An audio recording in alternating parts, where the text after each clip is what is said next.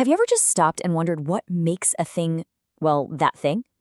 What does it really mean for something to exist? It sounds kind of out there, but today we're going to dig into an ancient idea that gives us an incredibly powerful way to understand just about everything. We're talking about Aristotle's four causes.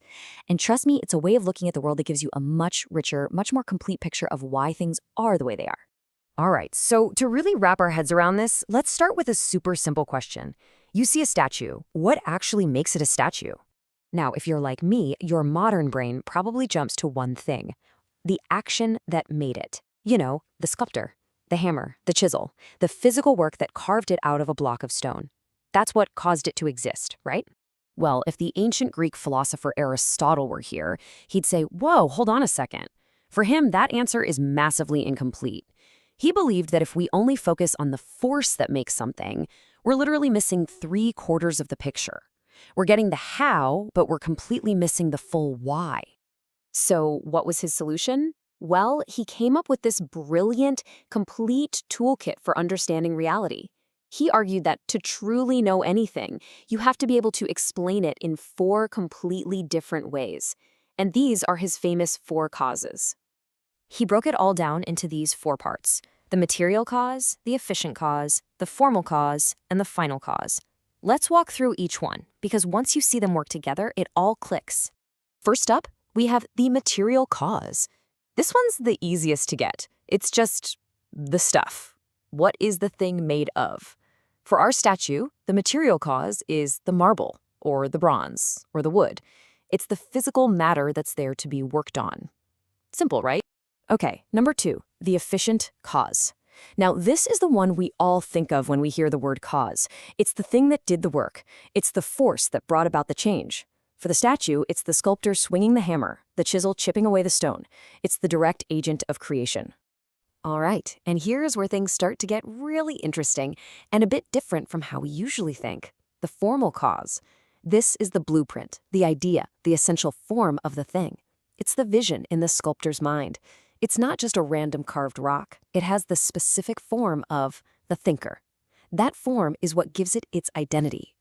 And that brings us to the last and maybe most important piece of the puzzle: the final cause. Aristotle had a special word for this. It's telos. This is its purpose, its end goal. What is it for? Was the statue made to decorate a temple, to inspire citizens, to be a masterpiece of art? That ultimate purpose is a cause because it explains why it was made in the first place. See? You need all 4 to get the whole story.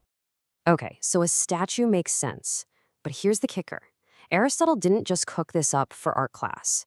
He saw this 4-part structure as fundamental to the entire universe, especially when he looked at the natural world. This wasn't just some neat trick for analyzing human creations. For Aristotle, this was so very key to unlocking how reality works. He looked at plants, animals, the seasons, and he saw that nature itself was bursting with purpose. He believed every living thing has this inner drive, this innate blueprint, pushing it toward what it's meant to become. Think about an acorn. Its material cause is the physical stuff of the seed. The efficient cause, that's the sun, the water, the soil, the external forces that make it grow. The formal cause is its internal DNA, its blueprint that says become an oak tree, not a pine tree or a rosebush. And its final cause, its telos, is to achieve its full potential, to become a mighty, mature oak tree. This whole idea is captured perfectly in his famous quote. For Aristotle, purpose wasn't something humans just invented. It was woven right into the fabric of reality. Everything in nature had an end goal it was striving for. Now, you have to understand, in his day, this wasn't just some abstract idea. It was a revolutionary leap forward in how people thought about the world. He was basically organizing and completing all the partial explanations that came before him. You see, earlier philosophers were kind of stuck on one piece of the puzzle. The pre-Socratics, they were obsessed with the material cause. What's the basic stuff of the universe? Then you had Aristotle's teacher, Plato, who was all about the formal cause, the world of perfect ideas or forms. Aristotle's genius was to see that they were all partially right. He synthesized their ideas, added the missing pieces, and created one complete, systematic explanation for everything. So what happened to this incredible framework? Well, for almost 2,000 years, this was the way people understood the world. It was the foundation of Western thought. But then, the scientific revolution happened, and everything changed. What modern science did, essentially, was cherry-pick from Aristotle's toolkit. We absolutely kept the material cause, what things are made of, and the efficient cause, the forces that push them around. I mean, that's what physics and chemistry are all about. But the other two, the formal cause and the final cause, the ideas of an essential nature and an inherent purpose, well, they were mostly just tossed aside as unscientific. And the result is fascinating. From an Aristotelian point of view, our modern science, for all of its incredible power, is only telling half the story. It gives us an amazing understanding of matter and motion, but it leaves out form and purpose. We didn't just change our methods, we changed the very questions we thought were worth asking. And that leaves us with a really big question to chew on.